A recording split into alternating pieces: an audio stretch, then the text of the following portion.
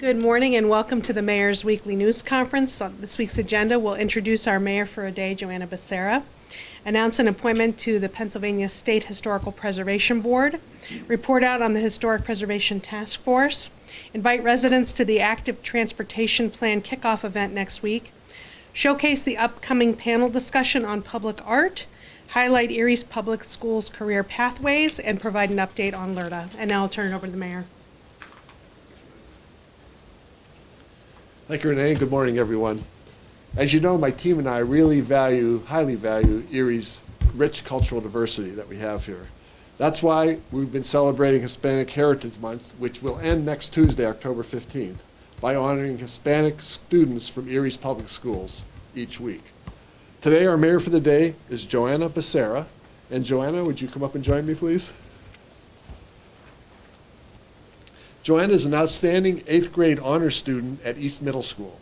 She received her nomination to become mayor for the day because she is hardworking, determined, respectful, and always has a positive attitude. That's very impressive. Joanna Becerra wants to go to college to be a nurse or a lawyer. Her favorite class at East is English Language Arts. Joanna, I've always loved English classes as well, especially reading and writing stories and poetry. This is something you and I have in common. In her free time, she's a member of the East volleyball team and loves pop music and dancing. After arriving this morning, Joanna received her city lanyard, her name badge, and toured City Hall. Joanna has also received a copy of our mission and vision, 2 pens, a city lapel pin, and the proclamation that I will read in a moment. Joanna and I will also be having lunch together today. So here's the proclamation. This is recognizing Joanna Becerra as mayor of the city of Erie for a day. Whereas Joanna Becerra, an 8th grade student attending East Middle School, was chosen to be mayor for the day today, Tuesday, October 10th, 2019. Whereas Joanna Becerra is participating in the Mayor for a Day program, celebration of Hispanic Heritage Month, which runs from September 15th to October 15th. Whereas Joanna Becerra will attend the Mayor's Weekly News Conference, obviously, enjoy lunch with the mayor and members of my staff, tour City Hall and the police department, learn about Erie's future, whereas Joanna Becerra plans to go to college to be a nurse or a lawyer one day. Now, therefore, on this 10th day of October, 2019, I, Joseph V. Schember, Mayor of the City of Erie, hereby recognize Joanna Becerra as the Mayor of the City of Erie for a day. I commend her for her success so far and encourage her to make a positive difference wherever she goes. Joanna Becerra, you are Erie's future. Welcome, Joanna. Let's have a round of applause. Thank you. Congratulations on earning this recognition, and keep up the good work you were doing. And would you like to say a few words? Good morning. I'm glad to be here today. And I'm glad that I got chosen to be the mayor of the day. And that way I learn more stuff about how you guys work here. Yeah. Thank you very much. Keep up the good work, Joanna. You are Erie's future. Next, I'm very pleased to announce that our city planner, Kathy Rosdick, has been appointed to the Pennsylvania State Historical and Museum Commission's Historic Preservation Board.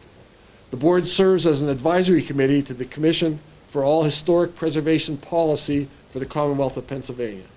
To tell us more about her appointment and give a report out on the work of the Historic Preservation Task Force, I'd like you to welcome Kathy to the podium. Kathy will also fill us in on next week's kickoff of the city's active transportation plan.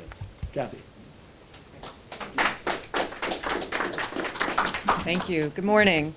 As the mayor said, I was fortunate enough to be appointed as the Northwest representative on the State Historic Preservation Board. This is a really important appointment for me and for the region. The duties of this board is to advise the State Historic Preservation Office regarding matters including all nominations to the National Register for buildings and districts, provide advice on the statewide historic preservation plan, guidance to the officers of SHPO, and advise on applications for funding from the Preservation Fund grant. This group is composed of 15 members from across the entire state who have professional backgrounds in the areas of history, architecture, community planning, so that's me, and archaeology. It's really important, like I said, for this region to have representation on this board so that we can support our local efforts to help preserve our history, but also it helps us connect with the resources that are available at the state and federal levels. We have constant communication with our state representatives and our federal representatives. So it is our hope that that gets us more resources into the Erie region. The board meets 3 times per year. My first meeting was last week at State College, where we reviewed nine nominations for the National Register. None were from Erie, but with the work that we are now doing with our task force, we hope that that will change. We're going to start playing a greater role, and you'll hear more about this over the next 2 years, in historic preservation. That role is playing out into the next item that I'm going to be talking about, in the shape of the Historic Preservation Task Force. This local group was formed just a few months ago by the mayor and city council to provide direct recommendations and a roadmap for the city on how best to incorporate historic preservation activities into this city. Much like the State Historic Preservation Board, the city's local committee is composed of volunteers who are highly educated in the areas of development, history, preservation, and planning. And I have to say, this group really does amaze me. What they bring to this table, what they're bringing to Erie, free of charge because they just love Erie, is really makes me humble and glad to be a part of it. We have already reaped the benefits of this direct connection with SHPO State Board and our local committee. SHPO has provided technical assistance, free of charge again, at every meeting of our task force. They are also in constant communication and providing us very valuable resources as we develop a plan for historic preservation for Erie. The work to date of the task force has been learning, and they're spending a lot of time trying to understand the current Erie market and what developers are facing when they are trying to preserve these buildings. So they've spent a good portion of their time talking with developers and understanding what the goals of this community are, the challenges developers are facing in a challenging Erie market, and then they will be developing a targeted outreach to support the work of our neighborhood groups and help define neighborhood identity. They see that as a way of preserving the story of Erie really in what our neighborhoods are and what they were. In order to find out more about the work of the task force, the city will be dedicating a part of their website to keep the public up to date on meeting minutes and agendas. We will also use the website to push out training and education so our local property owners can understand what are the tools available to help them, where some funding might be available, and then what other support is available for them to help preserve their buildings. All of that should be ready to go next week on the city's website. Last night we had our 4th task force meeting, and we had talked to members of the EDDC and their work on their plans for North Park Row. And it was a great conversation. It was very, very valuable for us, for the task force to understand some of the challenges that EDDC is facing. And I think that everyone left there with a better appreciation for what the work that this task force will be undertaking over the next 2 years. One of our members, I think, said it best last night after the conclusion of last night's meeting. He said, "I think that our job is to not develop a preservation plan in a silo, but rather to work with each of our unique neighborhoods, determine the direction they are moving, and figure out how historic preservation tools can support it." That was a really great way and an aha moment in his mind of what this task force role is. It's not to do work in a silo or in a box. It's to figure out what's the best thing to help move Erie forward. And that's exactly why we wanted these types of people on the task force helping us. Now, to transition to the final thing I'll be talking about is we are very excited to announce a new initiative that is kicking off next week. There is a lot going on in the city, and we really appreciate everyone's time. But if you can come out and be a part of it, we will make it worth your while. So next week we are kicking off the Erie's Active Transportation Plan. This will be a year-long planning process designed to develop a bike, ped, and more plan for the entire city.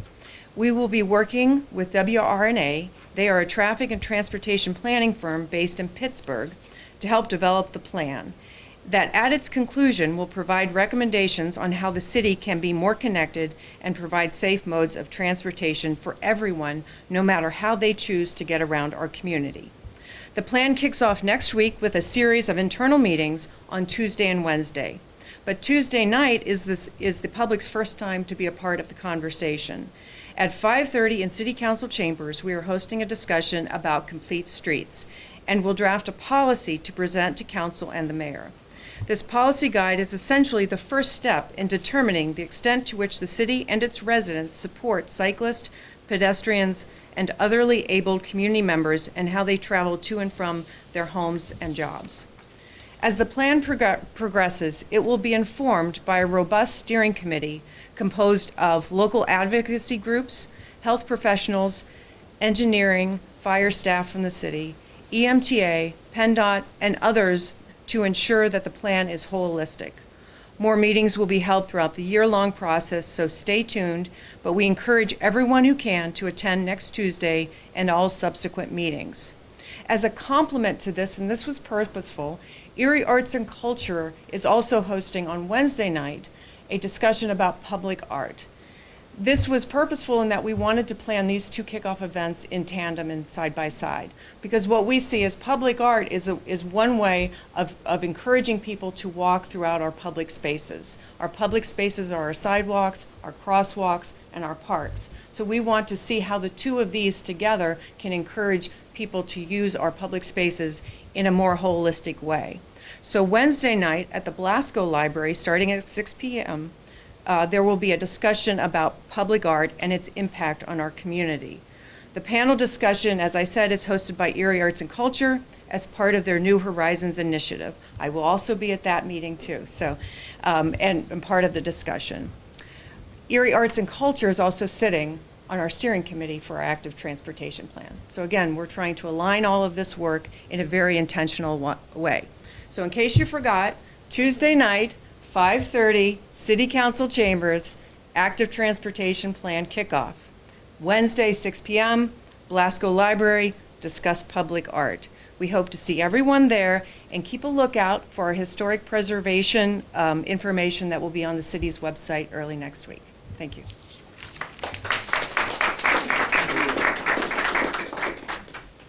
Kathy, thank you very much for the great work you're doing. Everything you do relates back to our mission statement: build opportunity, restore hope, transform Erie. What you reported today really showcases two parts of our vision statement as well. You are making our neighborhoods more welcoming and vibrant, and our downtown more world-class. Thank you very much. I would look forward to participating in the active transportation kickoff event and the public art discussion next week. Next, we are happy to have Erica Irwin, coordinator of the Erie School District's Relations and Strategic Communications, with us today. Erica will tell us about Erie Public Schools Career Pathways program. Erica, welcome. Thank you. Good morning. First, before I start, on behalf of the entire school district, especially my colleague here who's here with me today, Ken Nixon, our coordinator of diversity, equity, and inclusion, and the entire Erie's Public Schools family, want to thank you for being here today, Joanna, and congratulations. We're really proud of you and how you represent our district. One of our guiding goals, our guiding beliefs at the district is that every student has a unique pathway to success.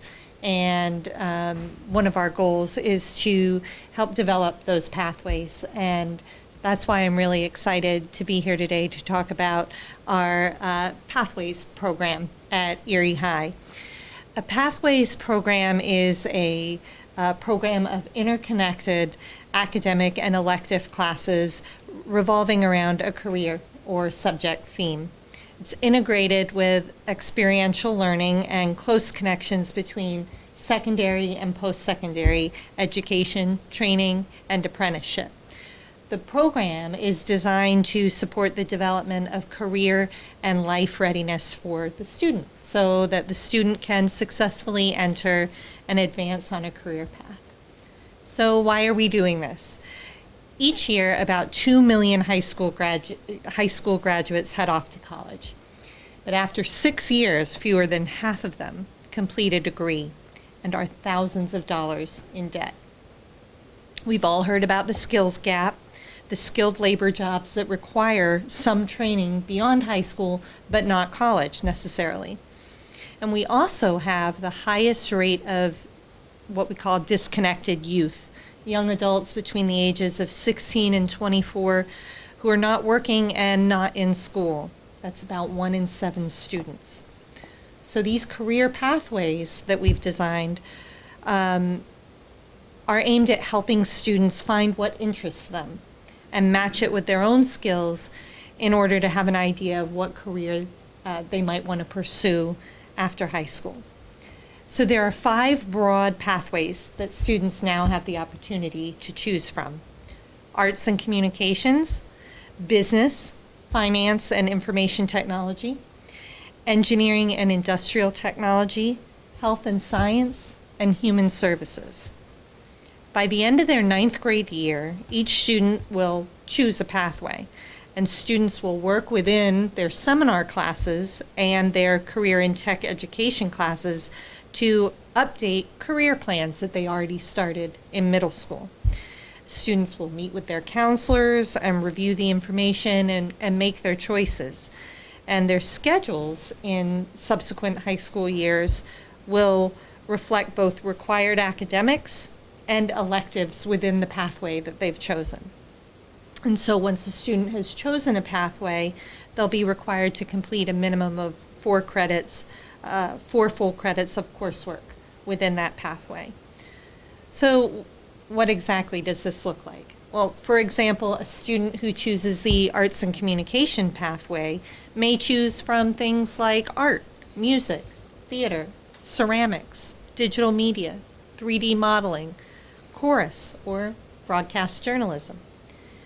All of the pathways, and this is the most important point, I think, all of the pathways have options for students to start a career right out of high school, gain an additional training through a 2-year degree or certificate program, or continue on to a 4-year college or beyond.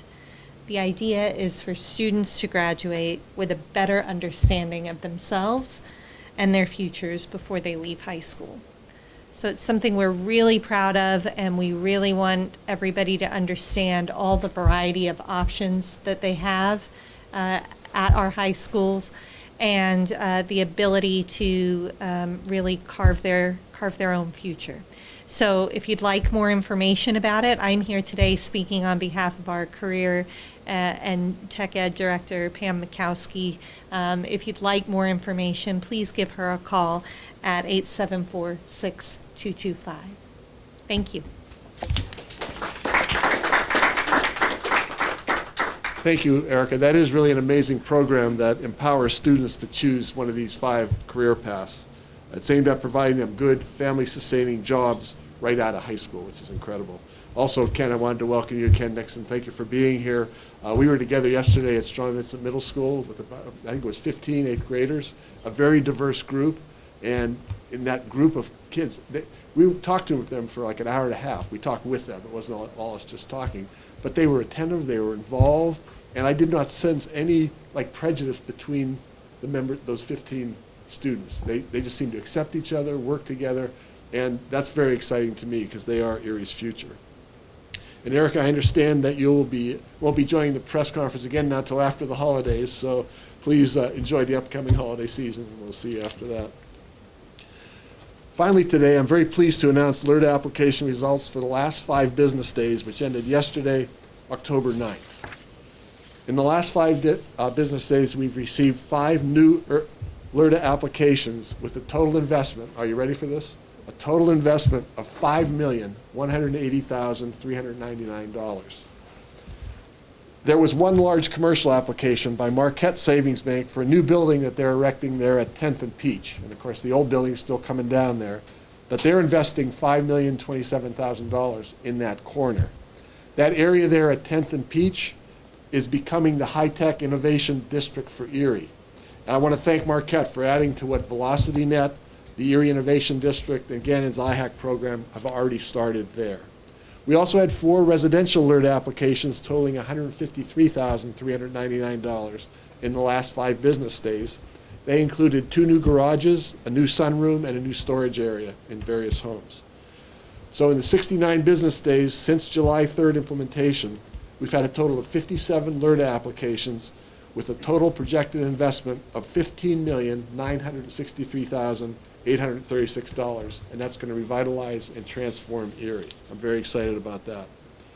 Finally, I just want to let you know that City Council is going to conduct a study session tonight at 5:30 in City Council chambers, and Andy Zimmerman will be there, as will Fire Chief Guy Santone, and they're both here today, sitting next to each other. The city will be receiving updates, the City Council is going to receive updates on the daycare center safety, what's going on there from the city of Erie, so I appreciate that, look forward to that.